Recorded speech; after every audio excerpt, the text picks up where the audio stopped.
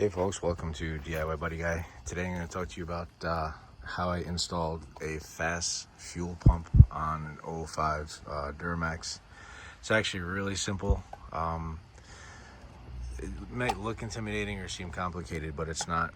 What was previously installed in the fuel tank here was a Fass fuel sump, S-U-M-P, like a sump pump. It's a sump, and what it is, it's not off of the pickup off the top of the tank. As you can see, these are discontinued. We have the vent here that was broken, so we modified it a little bit. I'll explain it later.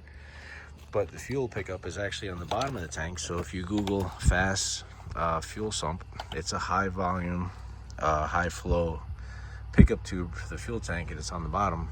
And the way all this works is really simple. So there's a couple of hoses here.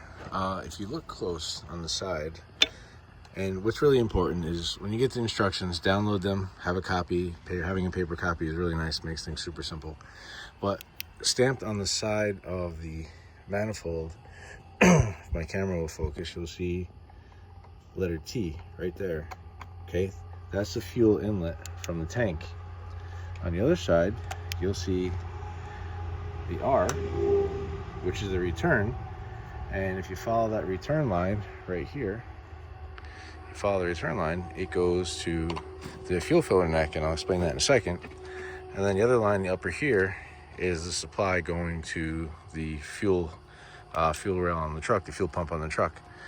The way we mounted this was we took a bracket, piece of truck frame, welded it to the frame, drilled a couple of holes, bolted the Fass to our bracket, and it's high enough. It's not so high where it's going to interfere with the box. When we put that back on, it's a flat deck. You can see over there we're just cleaning and painting. The fuel return is really simple. There's a 2-inch fitting with a Y, a hose barb Y on it, and you just make sure you keep the direction pointing towards the fuel tank, because what this unit does is all the extra fuel it sends back to the fuel tank. If you have this pointed in the wrong direction, well, you're going to get wet. So make sure you point the hose barb in the right direction. Cut your filler neck, install it. You put your clamps on there, and that's all done. One of the pickup lines from the fuel sump goes from over here to the T side. The other one goes up to the fuel filter housing, which we changed, and I'll show you that in a second. And then the electric for this is really simple. There's a wiring harness that goes up to the fuse box, and they have this fancy little thing where you plug it into one of the pre-existing fuses for a light circuit on the truck that doesn't stay on very long. So when you turn the key on, the light's energized, it energizes the pump, the relay, and then when you turn off the key, the light is on for 10-15 seconds, the fuel is circulating, and then when the light goes off, the pump goes off. So all that is really simple. Again, it's important just to follow the directions. So what we did up here at the fuel filter housing, this housing was leaking. What's typical with the older units, the new style fuel will deteriorate the O-rings and the gaskets, and because the fuel pump on the motor is drawing fuel, it's creating a vacuum, it's sucking air into the system. So what we did was, instead of using it or rebuilding it or buying a new one, you don't need the filter, because the Fass has filters that are equivalent to this, if not better. So if you look real close right here, there's an arrow going in. You see that there's no hose on there. The arrow going out on this side, if you follow this tube over, you can see that it is dead-ended right there. So what would have been the fuel supply from the pickup in the tank that came here, we took that and moved it to where this one goes to on the fuel rail, headed to the fuel pump, and all you have to do is follow that around, you'll see it, and we simply right there, and that line goes to the fuel pump. It's really simple.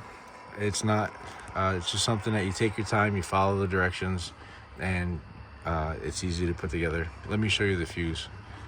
So the other end of the electric, there's a relay in this wiring harness somewhere. All this was in the kit. There's an inline fuse, and you hook your positive and your negative to the relay here, and this little dude controls the relay. And what it is, it's a little clip that you pull out. Let me take a look at and see if I can remember what fuse that is.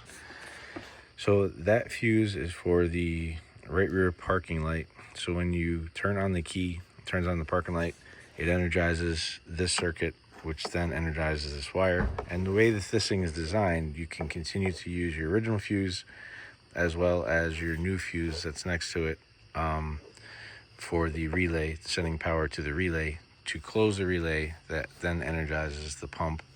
It's important to make sure that this goes in the right direction so that you're energizing both sides of the fuse when you want to. If you have it the other way, you will energize backward through one fuse to the other. So you just follow the directions again. It's a really simple thing. Thanks for watching.